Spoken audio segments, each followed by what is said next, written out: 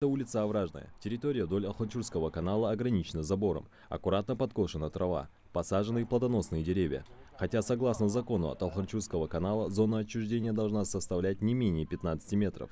Хозяйка участка утверждает, что она имеет все законные документы, полученные еще в 2011 году. Но если того требует закон, готова убрать забор для расчистки территории канала.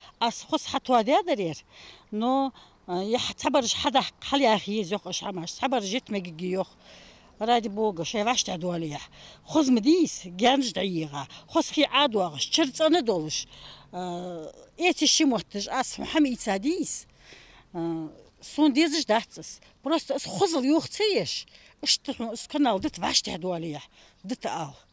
شيحكي مشكلة الله كرت يحكي كرت يحكي أبزاتنا يحكي نو اسكنا هذا يحكي سكريت ياخذ جانش حماش دقيقة بوتستين محتاج ميس زدوخ مديه تسقل جيش خلق زمياش خلق حماش خلق وأحسن لي ضد شو يا слово даю أحسن لي ضد متوقع يعني. Выявить незаконно захваченные участки Алханчурского канала – такая задача стоит перед сегодняшними ревизорами. Впрочем, много времени это не заняло. Практически на каждом шагу захваченные территории.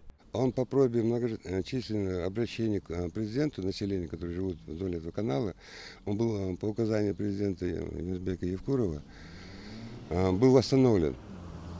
Но для того, чтобы его обслуживать, нам нужно, зона отчуждения этого канала 10 метров от оси туда, влево, 10 минут справа.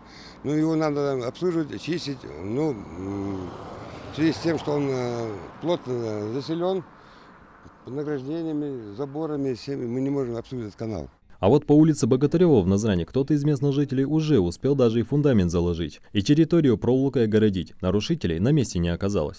Вот вы сами видите, что у нас зона отчуждения от оси канала 35 метров.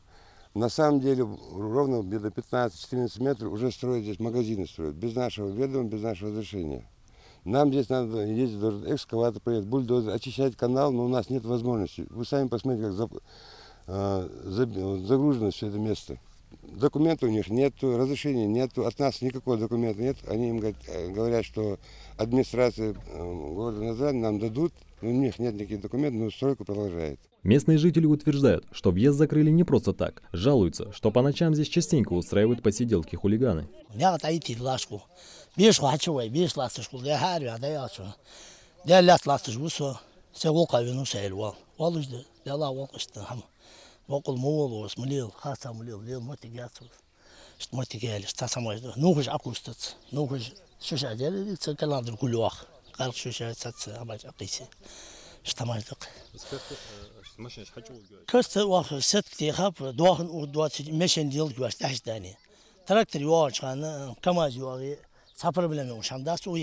Через несколько дней техника начнет расширять канал и огораживать оставшуюся территорию. Впрочем, жители сами понимают, что это делается в целях их же безопасности. Саид Куштов, Хаваш Гойгов, Новости 24.